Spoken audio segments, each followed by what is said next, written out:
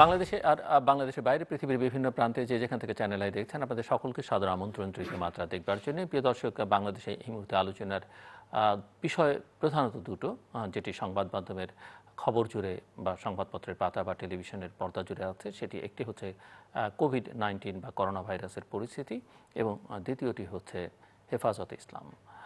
মূলত এই দুটো প্রসঙ্গে আজকে আমরা কথা বলবো এবং কথা বলবার জন্য দুজন রাজনীতিক আমার সঙ্গে তৃতীয় মাত্রায় এই পর্বে আলোচনায় অংশ নেবেন।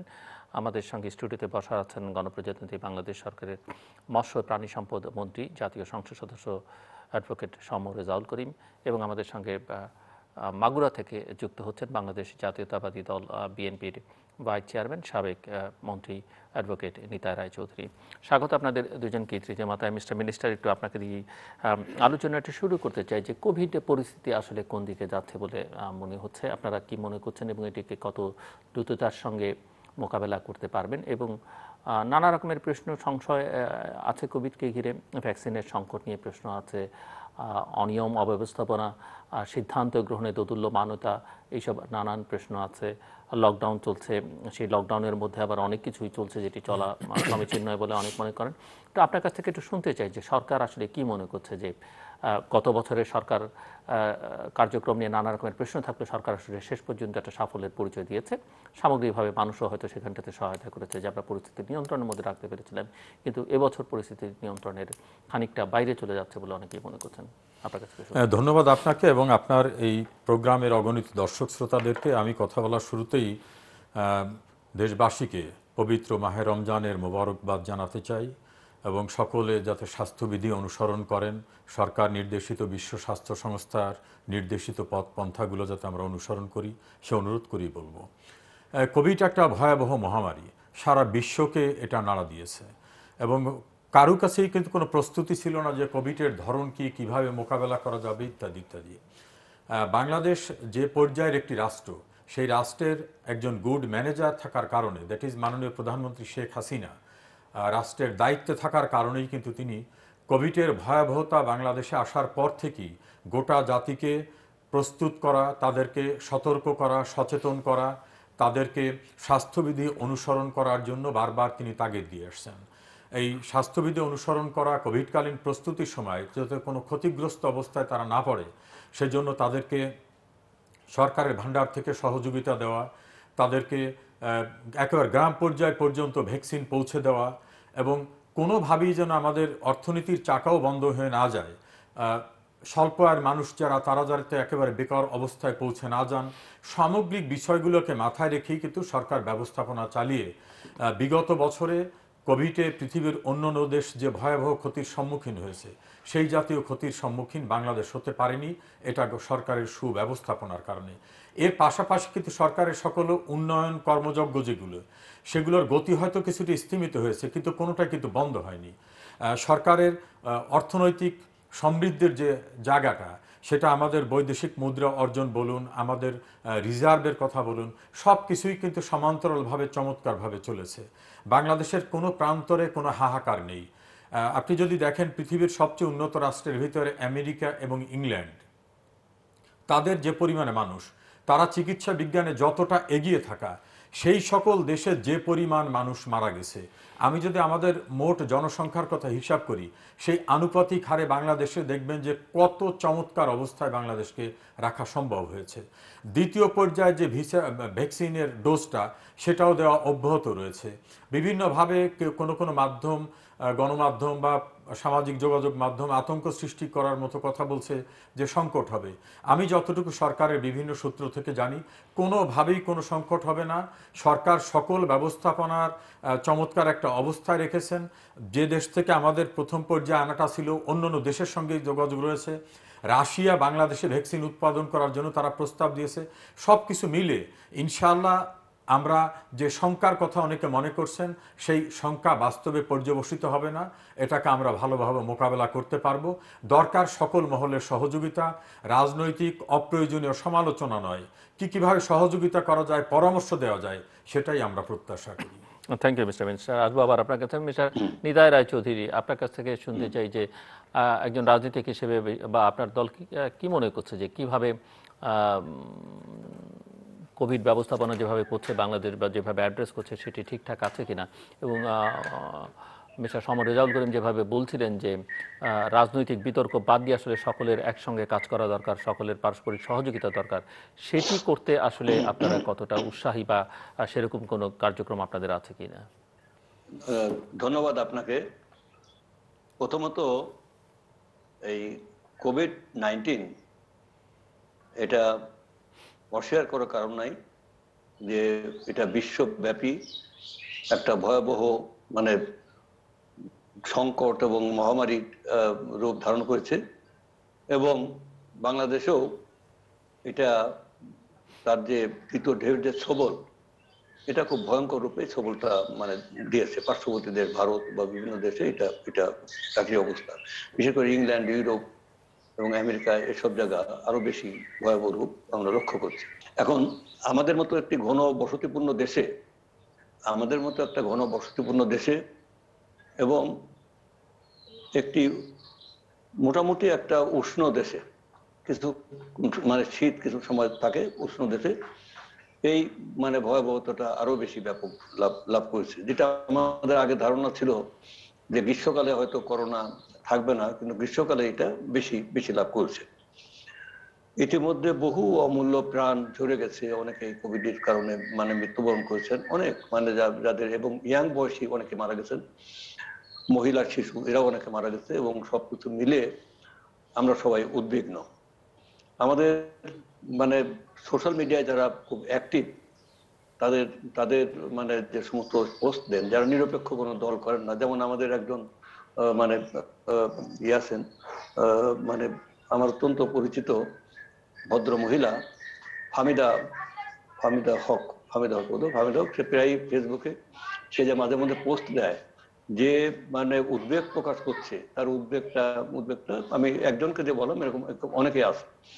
তো এখন প্রশ্ন উঠছে যে যে সরকারের বক্তব্য কতটা মানে যুক্তিসঙ্গত এবং কতটা আন্তরিক, এবং সেটাও কিন্তু একটা কথা। প্রথম কথা দিয়ে শুরু করি, মানে শেষ কথা, আমি মাননীয় মন্ত্রীর যে লাস্ট লাইন মিস্টার দিয়ে চৌধুরী, একটু জাস্ট খেয়াল রাখতে হবে আমাদের কিন্তু মানে রমজান মাসে অনুষ্ঠানের সময়সীমা একটু সীমিত, মানে আমরা অন্য সময় যে 1 ঘন্টার অনুষ্ঠান করি এখন কিন্তু 40 মিনিটের অনুষ্ঠান, আমি সেটা মাথায় সংক্ষেপে রাখতে বলছি, হবে। জি, যে মাথায় রেখে বলছি যে মানে দলমত নির্বিশেষে সবার সহযোগিতা উনি কামনা করেছেন। দেখেন, আমাদের দল থেকে, আমাদের একটি বৃহৎ রাজনৈতিক দল, আমরা অনেক আগেই আমাদের দল থেকে প্রস্তাব দেওয়া হয়েছে এবং বারবার বলা হচ্ছে যে এই সমস্ত মহা দুর্যোগের সময়, এটা জাতীয় দুর্যোগ, এটা সমস্ত মানুষ যেখানে যেখানে ভিকটিম, এখানে তো আর এই কোভিড তো আর মানে বিএনপি কে শুধু আক্রমণ করবে, আওয়ামী লীগকে বাঁচিয়ে দেবে, বা ওই আরেকজন মানে ধনী লোককে বাঁচাবে, গরিব লোককে মারবে, তা না কিন্তু। অতএব এটা যেহেতু যেহেতু এটা সার্বজনীন, অতএব আমরা বলছিলাম এটা জাতীয় ঐক্যমতের ভিত্তিতে একটি সর্বদলীয় একটি কমিটি করা হোক। এতে এতে সরকারের ক্ষতির তো কোনো কারণ নেই। সরকারের এই যে মানে সীমাবদ্ধতা কোথায়, সরকারের এখানে এই যে আমি একদম বলবো এক ধরনের হীনমন্যতা, যে কারণে ওনারা সবাইকে নিয়ে না, সব রাজনৈতিক দল, যেমন কমিউনিস্ট পার্টি আছে, জাসদ আছে, বিএনপি তো আছে, জাতীয় পার্টি আছে, আওয়ামী লীগ আছে, আওয়ামী লীগের 14 দলের মধ্যে আরো যাদের মানে গুরুত্বপূর্ণ আমাদের দলের মধ্যে যারা আছে, সবাইকে মিলে একটি জাতীয় ঐক্য সমাজে, সেখানে বিভিন্ন শ্রেণী পেশারও মানে গণমাধ্যম কর্মী, বিশ্ববিদ্যালয়ের শিক্ষক বা এদেরও রাখা যেতে পারে, নিয়ে একটা সর্বদলীয় কমিটি, তাহলে জিনিসটা আরো বেশি মানে ক্লিয়ার হতো। সেখানে কিন্তু তাহলে আমরা কিন্তু বলতে পারতাম না যে এটা এটা আমরা বিষয়টা জানছি না, এগুলো একটা দিক।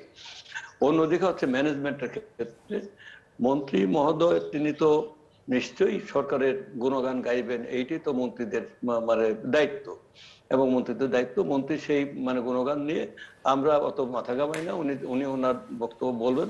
এখানে ম্যানেজমেন্ট নিয়ে কিন্তু নানান ধরনের ত্রুটি আছে। এখনো পর্যন্ত কোনো উপজেলায়, কোনো জেলায় সেখানে সেখানে আপনার কোভিড ম্যানেজমেন্টের কোনো ব্যবস্থা নাই। জেলায় কোথাও দেখা যাচ্ছে আইসিইউ নাই, উপজেলা লেভেল তো নাই, উপজেলা লেভেলের টেস্টের কোনো সুযোগ নাই, এবং এবং এটা নাই। এগুলো এক। 2 নম্বর হলো যে আপনি দেখেছেন যে গত বছরে একটি বৃহৎ মানে হসপিটাল প্রায় বোধহয় 31 কোটি টাকা খরচ করে করা হলো করোনার জন্য। সেখানে সেখানে মানে একবার দেশের সর্ববৃহৎ ব্যবস্থা, কোনো ঠিকানাই খুঁজে পাওয়া যাচ্ছে না, হদিস নাই, উধাও হয়ে গেল। কোথায় গেল সেই সেই 31 কোটি টাকার সেই সার সরঞ্জাম? এটা কিন্তু এটা কোনো ব্যবস্থা নেই। এবং এখানে রাস্তায় রাস্তায় রোগীরা ঘুরে বেড়াচ্ছে, কেন্দ্রে বেড়াচ্ছে। আমাদের মানুষ যদি না বাঁচে কি হবে? সরকার যে সাহায্য করছেন, যে যে ইয়ে করছেন, এটা তো জনগণের টাকা, এটা তো সরকারের ব্যক্তিগত টাকা না। তাহলে জনগণের টাকা দিয়ে জনগণকে বাঁচানোর জন্য আরো বেশি এফেক্টিভ মেজারমেন্ট নেওয়া উচিত, যেটা প্রিভেন্টিভ এবং যেটা যেটা পোস্ট ম্যানেজমেন্ট সবকিছু দিয়ে করা উচিত। আচ্ছা, এটা এটা করা উচিত, এটা এমনটা করছেন না, এবং এবং এখানে ম্যানেজমেন্টের খুব অভাব। এবং এবং এবং সেই মিস্টার চৌধুরী, আমি এই জায়গায় আপনাকে থামিয়ে দিই। আপনি আপনি কিছু গুরুত্বপূর্ণ প্রসঙ্গ রেজ করেছেন। আমার মনে হয় মিস্টার সমর রেজাউল করিম সেই বিষয়ে যদি তার কোনো বক্তব্য থাকে, মিস্টার সমর রেজাউল করিম। দেখুন, কোভিড ম্যানেজমেন্টের ক্ষেত্রে বিএনপিকে নেওয়া হয়নি, এটা শ্রদ্ধেয় নিতাই রায় চৌধুরী বললেন।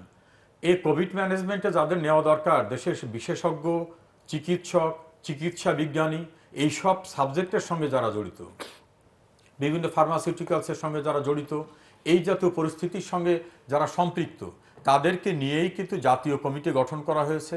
এছাড়া বিভিন্ন সময় যারা অভিজ্ঞ মানুষ, পারদর্শী মানুষ, এই ক্ষেত্রে তাদের পরামর্শ নেওয়া হচ্ছে। এখন বিএনপিকে নিয়ে কি করবে? মির্জা ফখরুল ইসলাম আলমগীর বা তারেক রহমান এরা কি যে কোভিড ম্যানেজমেন্টের ব্যবস্থা করতে পারবে? এরা কেউ বিশেষজ্ঞ বিষয়ে? নিশ্চয়ই না। আমি বরং উল্টোটা বলতে পারি যে বিএনপির তো একটা ডাক্তারদের অর্গানাইজেশন আছে, ডক্টরস অ্যাসোসিয়েশন অফ বাংলাদেশ, ড্যাব।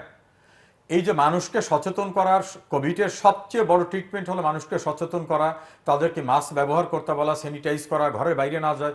এই ক্যাম্পিংয়ে তো বিএনপিকে কোথাও দেখি না।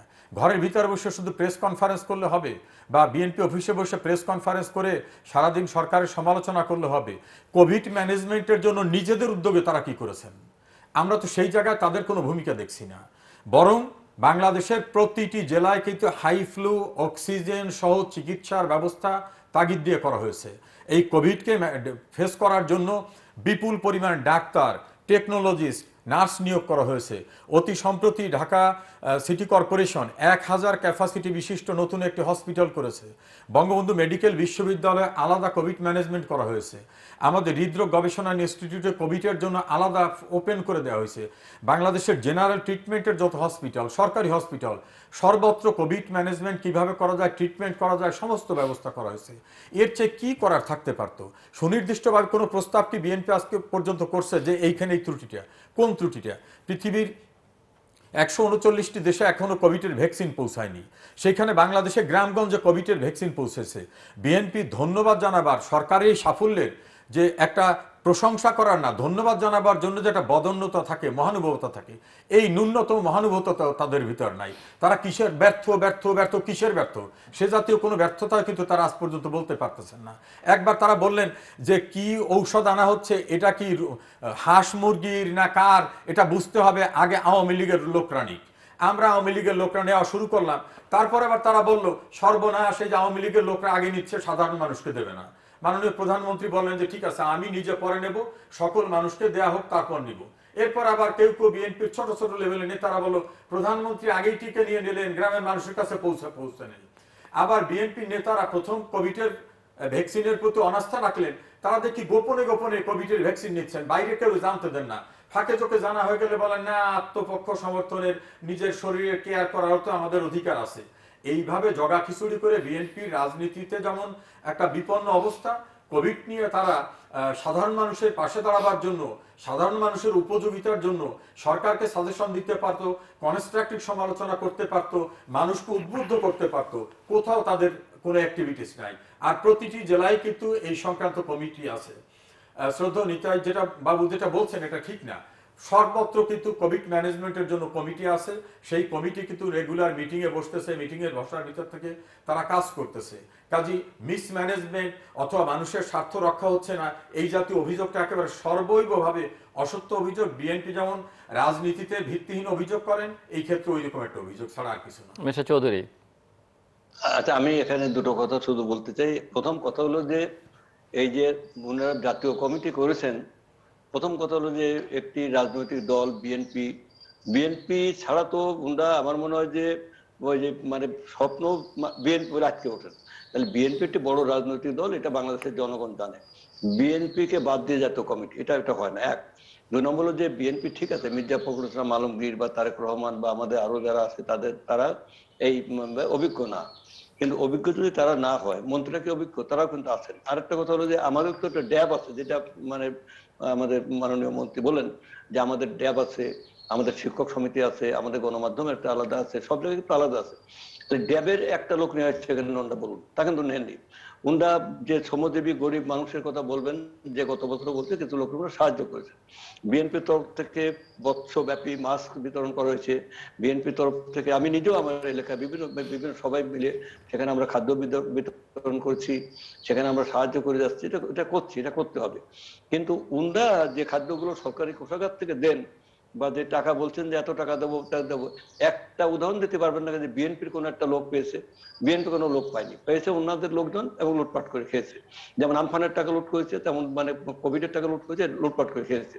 সেকেন্ড হচ্ছে যে ওনারা বলছেন যে জেলা লেভেলে অক্সিজেনের ব্যবস্থা করা যায়। অক্সিজেনের সেই আগাগোড়ায় ছিল 3-4 জন 5 জনের জন্য একটা ব্যবস্থা থাকে, কিন্তু জেনারেল যে অক্সিজেন বা আইসিইউ সে সমস্ত ব্যবস্থা কিন্তু নেই। তার জন্য দরকার হলে টাকা অন্য কিছু বন্ধ করে দিয়ে টাকা বরাদ্দ করেন, টাকা বরাদ্দ করেন, সরকারি বাজেটের থেকে টাকা কেটে নিয়ে বরাদ্দ করেন, তাতে কোনো অসুবিধা নেই। আসেন সবাই মিলে এই কাজটা। এখানে আপনাদের এত কেন, এত এত মানে নিশ্চয়ই মন্ত্রী সাহেব নিশ্চয়ই মনে করেন যে না এইটাই বোধহয় করা উচিত, কিন্তু বলতে পারছেন না, কারণ গালে আলো চাল, মানে সবসময় তো বলা যায় না, মানে উপরে তো আবার আরেকটা ব্যবস্থা আছে। সেই জন্য আপনার এই কথাগুলো বলছি। আমার বক্তব্য হচ্ছে যে people are not that much satisfied. এই জন্য সমস্ত লোককেই এই যে করোনায় যে বিভিন্ন হাসপাতালে ব্যবস্থা করা হয়েছে, সরকারি হাসপাতালগুলোতে আমার মনে হয় তো যে আমাদের কোনো শীর্ষ পর্যায়ের লোক যেও সেখানে কোনো ট্রিটমেন্টের সুযোগ পাবে বলে আমার মনে হয় না। সেই জন্য বেসরকারি হাসপাতালে কখনো স্কোয়ারে কখনো ইউনাইটেডে হিউজ পরিমাণ দিয়ে, সেটা তো আমি পারবো না। আমার যদি মানে মানে ক্ষুধা না করুক, ভগবান না করুক, আমার মানে কোভিড না হয় সেটাই আমি চাই। কিন্তু হলে আমি তো সেই ওনারা যে সমস্ত হাসপাতাল করেছেন সেখানে আমি যদি মন্ত্রী সাহেবকে টেলিফোন করি, উনি বলবেন যে দাদা ঠিক আছে আমি উপরে কথা বলছি, উপরের থেকে আবার বলবে যে উপরে তো আমি যেতে পারবো না। এই যে পরিস্থিতিগুলো, এই জন্য আসেন, এটা জনগণের দেশ, যদি ন্যূনতম গণতান্ত্রিক মূল্যবোধ থাকে, অন্তত দেশে না থাকুক, অন্তত আপনাদের বিবেচনায় যদি থাকে, তাহলে পরে এটাকে আরো বেশি মানে সার্বজনীন করুন, গণমুখী।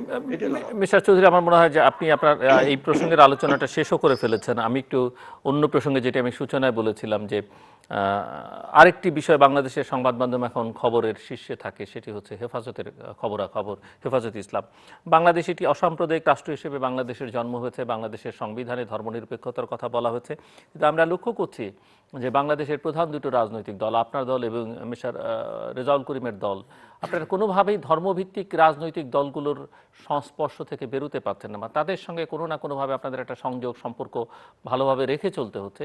এবং সেই ধর্মভিত্তিক রাজনৈতিক দলগুলো আবার আমাদের রাজনীতিতে, আমাদের সমাজে নানা রকমের অসন্তোষ তৈরিতে নানা সময় নানাভাবে ভূমিকা রেখেছে, এবং সেই অভিযোগ আপনারা সবসময় পরস্পরের বিরুদ্ধে করে থাকেন। কেন আপনারা এর থেকে বেরিয়ে, নিশ্চয়ই ধর্মভিত্তিক রাজনীতি যদি কেউ করতে চায়, গণতান্ত্রিক দেশে সেই স্বাধীনতা আছে তার, সে করবে, কিন্তু প্রধান দুটো রাজনৈতিক দল আপনারা কেন পারছেন না তাদের সংস্পর্শ ছাড়তে? মিস্টার নিতাই রায়চৌধুরী। হ্যাঁ, আমি বলতে চাচ্ছি যে এটা পারবে না, কারণ মানে আমাদের দল এবং ইয়েতে আমাদের দলে আমরা অস্বীকার করি না যে আমাদের দলের ভিতরে ধর্মভিত্তিক কিছু কিছু রাজনৈতিক দল আমাদের জোটে আছে, দলের ভিতরে না জোটে আছে। যেমন জামাতে ইসলাম আছে, যেমন মানে ইসলামী ঐক্য জোটের একটা অংশ আছে, আমাদের 20 দলীয় জোটে আছে, এবং তারা তাদের রাজনীতি করে, তারা তাদের চিন্তা ভাবনা করুক, তাতে আমাদের কোনো আপত্তি নেই। কিন্তু আমাদের দল একটি অসাম্প্রদায়িক, আমাদের দল একটি মানে মুক্তিযুদ্ধের চেতনায় বিশ্বাসী মুক্তিযোদ্ধাদের দল, এবং আমাদের দল একটা উদার গণতান্ত্রিক রাজনৈতিক দল। আমাদের দলের মধ্যে ধর্ম নিয়ে রাজনীতি করার কোনো কথা নেই, এবং আমাদের গঠনতন্ত্র সেই কথা বলা হয়েছে, আমরা ধর্মীয় মূল্যবোধের কথা বলি, কিন্তু আমরা অন্যভাবে হিন্দু মূল্যবোধ বা ইসলামী মূল্যবোধ এই সমস্ত কিন্তু আমরা বলি না। আমাদের গঠনতন্ত্রে ধর্মীয় মূল্যবোধকে গুরুত্ব দেয়, কারণ এটা ধর্মীয় মূল্যবোধে বাদ দিয়ে হয় না, এটা সার্বজনীন। এখন কথা হচ্ছে যে এটা আওয়ামী লীগ মানে কথায় বলে এক কথা, কাজে করে একটা। কথায় তারা বলে যে আমরা ধর্মনিরপেক্ষ, আমরা সেকুলার রাজনৈতিক দল, কিন্তু বাস্তবে কি তাই? তাহলে তারা মানে উলামা লীগটা কি, জাতীয় উলামা লীগ একটা করেছেন, অর্থাৎ উলামা লীগ কিন্তু তারা কিন্তু সেই মানে ধর্মের যে ফান্ডামেন্টাল যে দিকগুলো, অর্থাৎ মৌলবাদের যে দিকগুলো, সেইগুলো নিয়ে তারা কথা বলেন। অন্যদিকে হলো হেফাজতে ইসলামের সাথে তাদের যে গভীর সখ্যতা, এবং আপনাদেরও তো এই খানিকটা যে ছিল আপনার এক মনে সময়, আছে মানে আপনাদেরও তো ছিল সখ্যতা। না না, আমাদের ওভাবে ছিল না। বাট আমরা হেফাজতের এই যে কর্মসূচিতে আপনার বা বিএনপি চেয়ারপারসন তো তার নেতা হ্যাঁ কর্মীদেরকে যোগ দিতে বলেছিলেন 2013 বুঝতেছি। সালে। হ্যাঁ বলছেন 2013 সালে যখন হেফাজতে ইসলাম তারা যখন রাস্তায় যখন মিটিং করলো, সেদিন আরেকটা চ্যানেলে আমি এবং মাননীয় মন্ত্রী সমর রেজাউল করিম, আমরা দুইজনই একটা চ্যানেল ছিলাম। সেই দিন একটা কথা বলছিলাম, আজকে আবার একটু এই চ্যানেলে মানে পুনরাবৃত্তি করি। ওই দিন মানে টোটাল মানে supreme court area, total Ramna থানা এরিয়া, এইসব অঞ্চলে মানুষের ঢল নেমেছে, এবং সেখানে আপনার গাড়ি ঘোড়া বন্ধ। হাঁটতে হাঁটতে আমি আর ব্যারিস্টার ইমরুল হায়দার দুইজনে আমরা যাচ্ছি। ইমরুল হায়দার অবশ্য মানে সে আওয়ামী লীগ করে। আমরা দুইজনে কথা বলতে বলতে আমরা সুপ্রিম কোর্টের দিকে যাচ্ছি। আমরা কাকরাইল মসজিদে ওইখানে, সরি মৎস্য ভবনে, ওখানে 2-3টে লোক যাচ্ছে, তারা অপেক্ষাকৃত ইয়াং তারা। আমি ওদের দাঁড় করালাম, কারণ আমি একসময় সাংবাদিকতা করতাম, আমার এই পুরোনো অভ্যাস। জি। আপনাদের বাড়ি আমরা কোথায়, খুবই কোথায় আছেন? প্রীত যে আপনি একসময় সাংবাদিকতা করতেন, মিস্টার সমর রেজাউল করিম একসময় সাংবাদিকতা করতেন। জি, একটু ছোট করে শেষ করুন আপনি এই পর্যায়ে। আমি বলছি, তো তারা বলছে যে এই যে মানে ইসলামরে নাকি নবীজিরে নাকি অপমান করেছে, সেই জন্য। কারা করেছে তা বলতে পারবে, তারপরে তার নিরীহ লোকজন।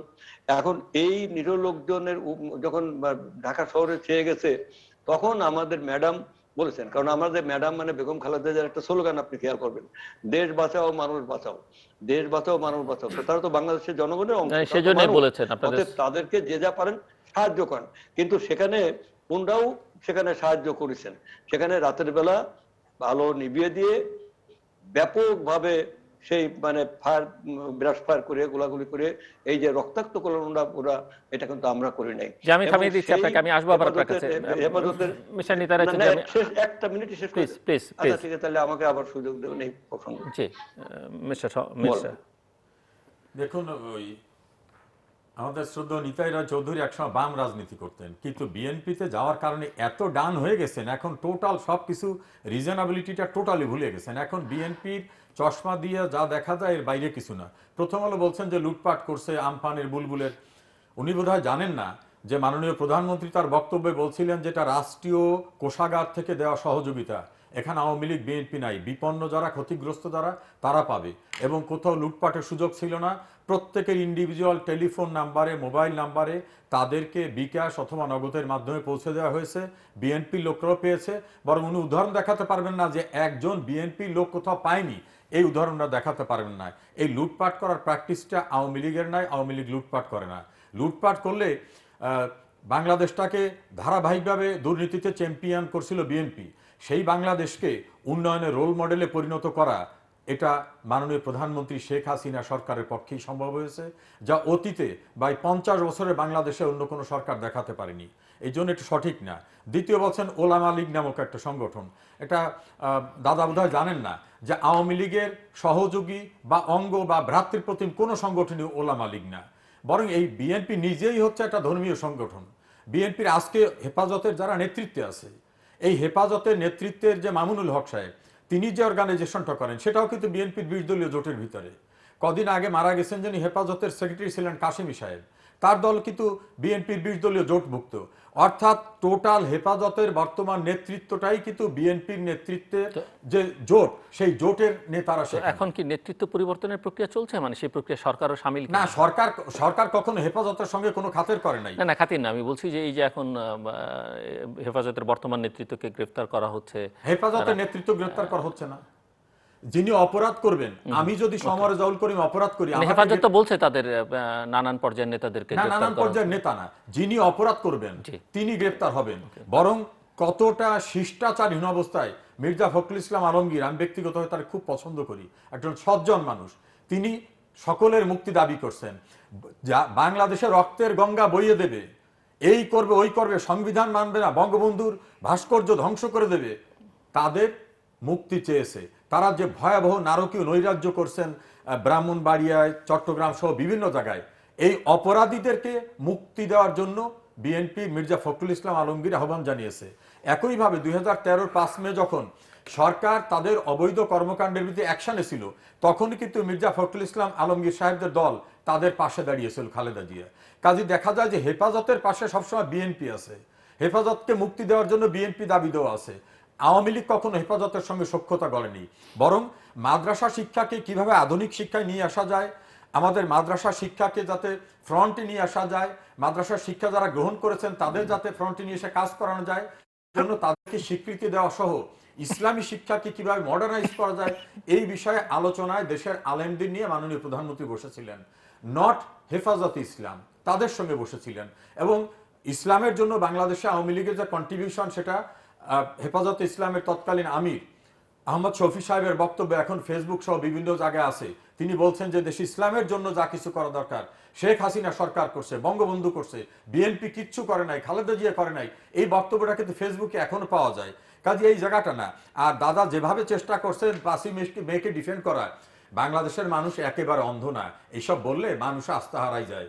আমরা কোনো ধর্মীয় কর্মকাণ্ডের বিপক্ষে না, ধর্মের কর্মকাণ্ড সহায়ক, কিন্তু ধর্মের নাম ব্যবহার করে 71 সালে যেমন কুকর্ম করা হয়েছে, তার সংখ্যা কিন্তু লিমিটেড। এদেশের অধিকাংশ আলেম ওলামারা কিন্তু শান্তিপ্রিয় ইসলামের, রাসূলুল্লাহর যে হাদিস, কোরআনের যে বাণী, সেটাকে অনুসরণ করেন। লিমিটেড কিছু লোক মাঝে মধ্যে দুষ্কৃতকারীর ভূমিকা অবতীর্ণ হয়। তারা যদি ফৌজদারি অপরাধ করে তাদের বিরুদ্ধে ব্যবস্থা নিলে, মির্জা ফখরুল ইসলাম যদি তাদের মুক্তি চান, এটা অনাকাঙ্ক্ষিত। তাহলে কি এদেশে চান, বিএনপি কি চায় এদেশে অনাচার হোক, এদেশে যার যার মতো আইন হাতে তুলে নিক, যার যার ইচ্ছা মতো কথা বলবে, প্রশাসন তার বিরুদ্ধে ব্যবস্থা নিলে বিএনপি বলবে সবার মুক্তি চাই? জি, মিস্টার নিতারায় চৌধুরী। না, আমি মানে আচ্ছা চশমাটা খুলে রেখেই বলি, কারণ বিএনপি আমরা চশমা চোখে দিয়ে এক কথা বলি, কিন্তু আসলে আসলে উন্ডাই কিন্তু ব্যাপারটা, এই চশমা চোখে যারা সার্বক্ষণিক দেন, আমি কিন্তু সার্বক্ষণিক চশমা চোখে দিই না, খালি চোখে দেখার চেষ্টা করি। তো যাই হোক, মানে আপনি দেন না, মানে কি বিএনপির কোন নেতাই সার্বক্ষণিক চশমা চোখে দেয় না নাকি? খুব লিমিটেড, মানে কম আর কি, সার্বক্ষণিক দেখবেন কম।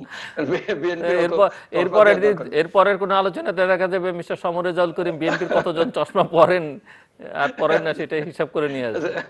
আচ্ছা, তো যাই হোক, আমি যেটা বলতে চাচ্ছি সেটা হলো এই যে মিস্টার মিনিস্টারের এই বক্তব্য সঠিক নয়। কারণ হচ্ছে যে মানে এটা এটা কিন্তু মানুষ জানে, দেশে মানুষ হচ্ছে মানে বেস্ট জাজ অব দি মানে ইয়ে টাইম।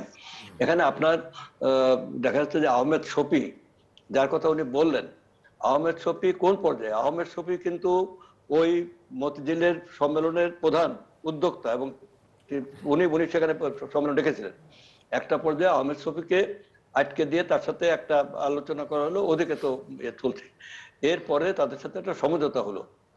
সমঝোতার পরে যে তারা যে কথাগুলো বললো, যেমন হাইকোর্টের সামনে একটা সিম্বলিক একটা মূর্তি ছিল, সেটাকে সরিয়ে দিতে হবে, ওনারা সরিয়ে দিলেন।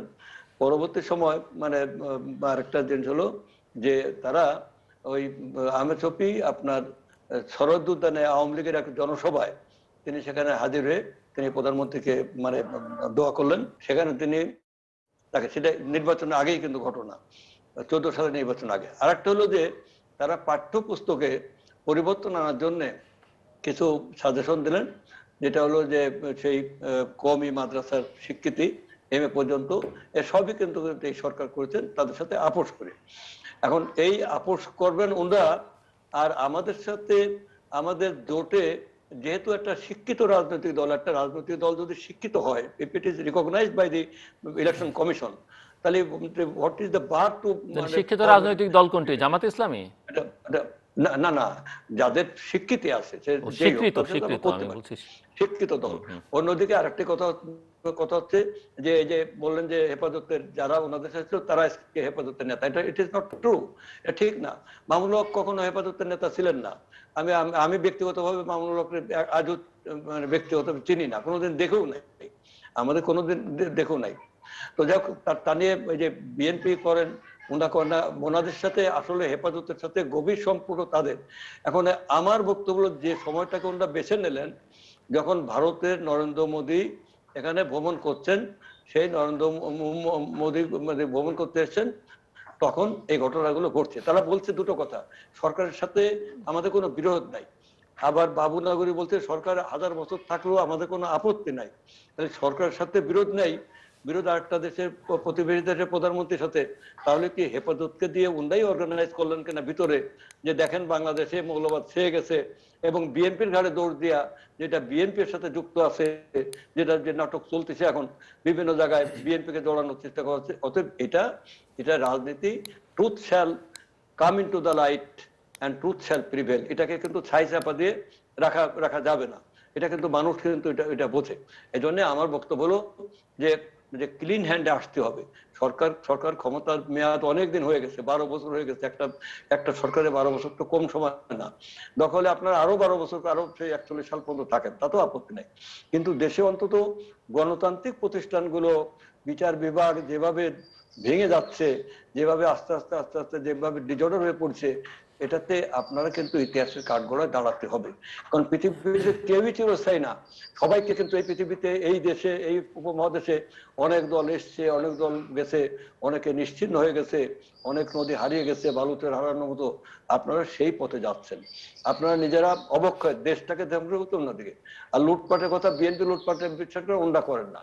এদেশের লুটপাটের জন্মই তো দেশটা আওয়ামী লীগ, এবং এই কথা তো সর্বকালের সর্বশ্রেষ্ঠ তৎকালীন সময়ের অত্যন্ত জনপ্রিয় নেতা, সেই সমকালীন পৃথিবীর জনাব শেখ মুজিবুর রহমান, তিনি নিজেই বলেছেন যে নিজের দলের কথা বলছেন, মানুষ পেয়েছে সোনার খনি, আমি পেয়েছি চোরের খনি, উনি তখনই বলেছেন।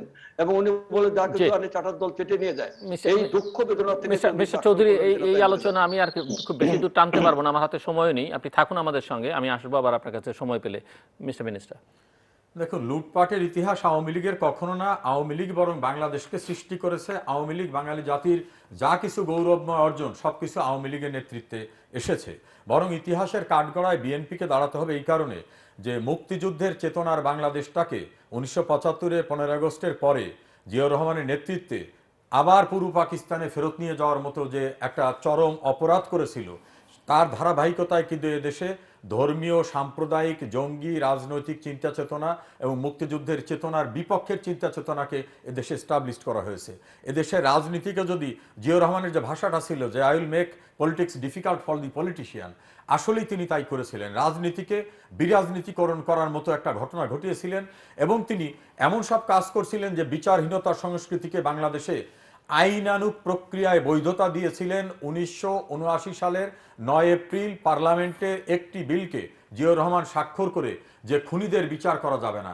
কাজে ইতিহাসের কাঠগড়ায় বিএনপিকে অনন্তকাল দাঁড়াতে হবে। একইভাবে দুর্নীতি, অনিয়ম, স্বেচ্ছাচারিতার ভিতর থেকেও বাংলাদেশটাকে বিএনপি যেখানে নিয়ে গেছিল, ইতিহাসের কাঠগড়ায় তাদের দাঁড়াতে হবে।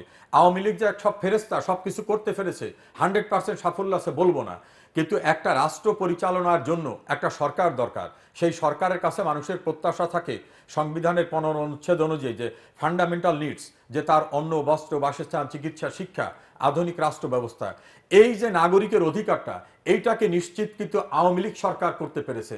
আজকে বাংলাদেশে কেউ না থাকে না, আজকে শিক্ষার কোনো টাকার অভাবে শিক্ষা নিতে পারতেছে না এরকম ঘটনা নাই। অপরাধ করলে তার বিচার হচ্ছে।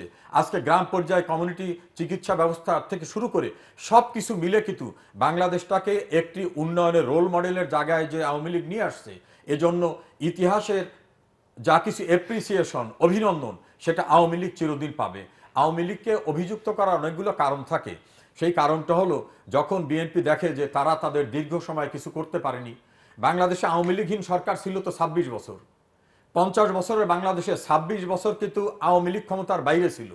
এই সময় কি করা হয়েছে? এই সময় কি সমৃদ্ধি আছে? এই সময় কি নিজের টাকা একটা পদ্মা সেতুর মতো ব্রিজ করতে পেরেছে? এই সময় কি মেট্রো রেলের কথা চিন্তা করতে পেরেছে? 100% বিদ্যুতায়নের কথা চিন্তা করতে পেরেছে? বাংলাদেশে একটি লোক গৃহহীন থাকবে না, রাষ্ট্র সকলের ঘর তৈরি করে দেবে, এই নিশ্চয়তা দিতে পেরেছে? এভাবে অকল্পনীয় অবকাঠামোগত উন্নয়ন, রাষ্ট্রীয় উন্নয়ন, সামাজিক সূচক থেকে শুরু করে সকল সূচকের উন্নয়নটা আওয়ামী লীগ করতে পেরেছে। কাজে মানুষের কাছে প্রত্যাশা আওয়ামী লীগের যেটা ছিল, দেশ স্বাধীন করে দিয়ে মানুষ সেটা পূর্ণাঙ্গতা দিতে পেরেছে। এই জায়গায় বিএনপি রাজনীতির বিপন্ন পথে হাঁটার কারণে কিন্তু বিএনপি এমন জায়গায় গেছে যে সেখান থেকে ফিরে আসতে পারবে কিনা। নিতাইদা বলছেন যে একসময় বিনাশ হয়ে যায়, অনেক দলের খোঁজ পাওয়া যায় না। হ্যাঁ, জনমুখী কাজ করতে পারলে সেই দল টিকে থাকে। এদেশে মুসলিম লীগ বিরাট দল ছিল, স্বাধীনতা উত্তরকালে আরো কতগুলি দল বড় বড় দল হয়েছিল। জনমুখী মানুষের কল্যাণের কাজ করতে না পারার কারণে খণ্ড বিখণ্ড হয়ে গেছে। অনেকের কিন্তু মাইক্রোস্কোপ দিয়ে খুঁজতে হয়, আওয়ামী লীগকে খুঁজতে হয় না। আজকে বিএনপি একটা আন্দোলন সংগ্রামে ডাক দিলে মানুষ তাদের পাশে আসে না। কেন আসে না? মনে করে যে এদের কাছ থেকে আমরা কি পাবো, এরা আমাদের কি দিতে পেরেছে। তাদের আস্থা শেখ হাসিনায়, কারণ তাদের নেসেসিটিটা শেখ হাসিনা ফুলফিল করেছে, তাদের প্রত্যাশা শেখ হাসিনা ফুলফিল করেছে। এ কারণে ইতিহাসে আওয়ামী লীগের স্থান, আওয়ামী লীগের সরকারের স্থান একভাবে নির্ধারিত হয়ে যাবে। আর বিএনপি যে কর্মকাণ্ড করেছেন এটাও ইতিহাস নির্ধারণ করবে। মিস্টার নিতাই রায়চৌধুরী, আমরা একেবারে শেষ প্রান্তে, জাস্ট 1 থেকে 1.5 মিনিটের মধ্যে শেষ করবেন আপনি। 1.5 মিনিটের মধ্যে বলতে চাচ্ছি যে মিনিস্টার সাহেবের কথায় যে বিএনপি একেবারেই মানে জনগণ থেকে মানে জনগণের সাথে আর নাই, মানে বিএনপি সাথে জনগণ পছন্দ করে না, ঠিক আছে। যদি এইটাই হয়ে থাকে তাহলে অন্তত মুক্তিযুদ্ধের চেতনায় যদি এই দল বিশ্বাস করে, মানে আওয়ামী লীগ যদি বিশ্বাস করে, তাহলে মুক্তিযুদ্ধের চেতনা ছিল গণতন্ত্র। আপনারা বিএনপি নিয়ে তাহলে আর আপনাদের ভয়ের কোনো কারণ নেই। তাহলে এই বিএনপি নেতাদের বিরুদ্ধে এই যে 40-45 লাখ মোকদ্দমা, এই মোকদ্দমাগুলোর জন্য যে রাষ্ট্রীয় যে খরচ হচ্ছে বিনা কারণে, এই মিনিস্টার সাহেব কি বলতে পারবেন যে আমি নিতাই রায়চৌধুরী বা খন্দকার মাহবুব হোসেন, উনি আমাদের কলিগ, খন্দকার মাহবুব হোসেন বা ওই যে সমর রেজাউল, সরি উনি আমাদের সাথে অনু হতেন, যে আমাদের জয়নাল আবেদিন বা আমাদের আমরা পেট্রোল বোমা মারতে গেছি বা গাড়িতে আগুন দিছি কোটকাছারি ফেলে, এটা উনিও বলতে পারবেন না। আমার বিরুদ্ধে 6টা মামলা দেওয়া হয়েছে, খন্দকার মাহবুব হোসেনের বিরুদ্ধে দেওয়া হয়েছে, আব্দুর রেজ্জাক খান বুড়ো মানুষ, উনি কিন্তু একই ব্যাপার, উনি ওনার বিরুদ্ধে এই 40-45 লাখ মামলা আপনার তুলে নেন। 1 নম্বর, ভয়ের কোনো কারণে এই দল তো আর কোনো ইয়ে নেই। সেকেন্ড হলো যে তাহলে এটি পরীক্ষা দেওয়ার জন্য, যেহেতু আপনি অনেক উন্নয়ন করেছেন, এখনই পদত্যাগ করে একটি নিরপেক্ষ নির্বাচনের ব্যবস্থা করেন, পার্লামেন্ট ভেঙে দিয়ে নির্বাচন করেন 90 দিন পরে। এই 90 দিনের জন্য একটা নির্বাচন ব্যবস্থা, মানে নির্বাচন পরিচালনার জন্য একটা সরকার করেন, করে দেখেন।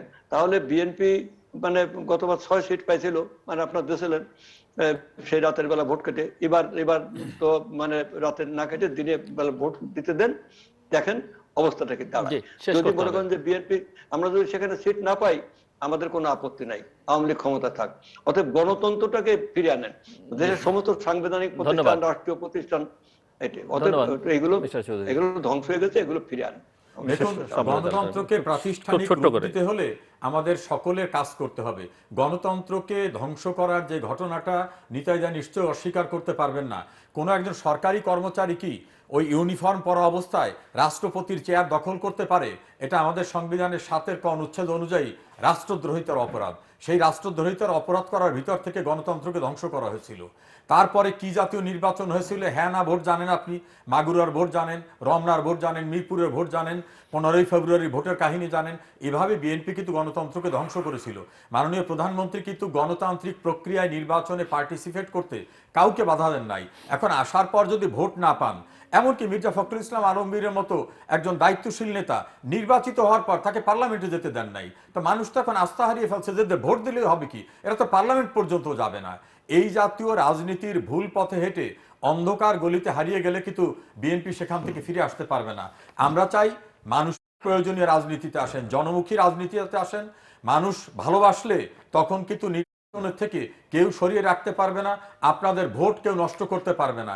আর ভোট পাওয়ার জন্য আজকে ধরে নেন 12 বছর আওয়ামী লীগ রাষ্ট্র ক্ষমতা আছে, এই 12 বছর রাষ্ট্র ক্ষমতার বাইরে আপনারা মানুষের কল্যাণে কি কি কর্মসূচি দিয়েছেন, এই কোভিডকালীন সময় কি কি দিয়েছেন, মানুষের কাছে বলতে পারবেন যে ভাই তোমাদের জন্য করছি।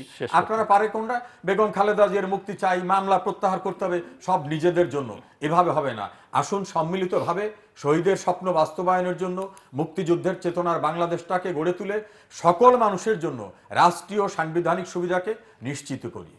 অনেক অনেক ধন্যবাদ অ্যাডভোকেট নিতাই রায়চৌধুরী এবং অ্যাডভোকেট সমর রেজাউল করিম আমাদের সঙ্গে এই আলোচনায় যুক্ত হওয়ার জন্য। দর্শক, কোভিড পরিস্থিতি নিয়ে কথা হচ্ছিল এবং মন্ত্রী আশ্বস্ত করেছেন যে টিকার সংকট হবে না এবং কোভিডের যে বিস্তার সেটিও তারা খুব দ্রুততার সঙ্গে রোধ করতে পারবেন। নিঃসন্দেহে সরকার সেটি পারলে তারা ধন্যবাদ পাবেন এবং না পারলে তার জন্য জবাবদিহিতা করতে হবে। হয়তো অ্যাডভোকেট নিতাই রায়চৌধুরী প্রশ্ন তুলবেন যে জবাবদিহিতার সুযোগ তো নেই, দেশে গণতন্ত্র নেই, কিন্তু সকলেরই আকাঙ্ক্ষা গণতন্ত্রের প্রাতিষ্ঠানিক রূপ লাভ করুক, গণতন্ত্রের ভিত যে প্রতিষ্ঠানগুলো ভিত হিসেবে কাজ করে সেই প্রতিষ্ঠানগুলো শক্তিশালী হোক। কিন্তু যেহেতু কোনো কিছু চিরস্থায়ী নয়, অ্যাডভোকেট তারেক চৌধুরী বলছেন, তাকে বিশ্বাস করতে হবে যে প্রত্যেকেই, যেমন তাদেরকেও জনগণের কাছে কাঠগড়ায় দাঁড়াতে হয়, আওয়ামী লীগকেও দাঁড়াতে হয়েছে এবং ভবিষ্যতে দাঁড়াতে হবে। কেউ কেউ হয়তো কখনো স্কিপ করার চেষ্টা করেন, কিন্তু সেটি খুব একটা স্থায়ী ব্যবস্থা নয়, সেটি সকলের জন্য প্রযোজ্য, যেমন বিএনপির জন্য তেমন আওয়ামী লীগের জন্য। অন্যদিকে বাংলাদেশের রাজনীতিকে শুদ্ধ করা খুবই জরুরি দরকার। অশুভ শক্তিকে মিত্র করে যে রাজনীতি, সেটি আসলে শেষ পর্যন্ত কোনো রাজনৈতিক দলের জন্যই, কোনো শুভ রাজনৈতিক শক্তির জন্যই কল্যাণকর নয়। সেটি আমরা আশা করব ক্ষমতাসীন দল এবং ক্ষমতার বাইরে যে শক্তি আছে তারা সকলেই বোঝার চেষ্টা করবেন। দর্শক, আমাদের সঙ্গে থাকবার জন্য অসংখ্য ধন্যবাদ। আপনাদের সবার জন্য শুভকামনা।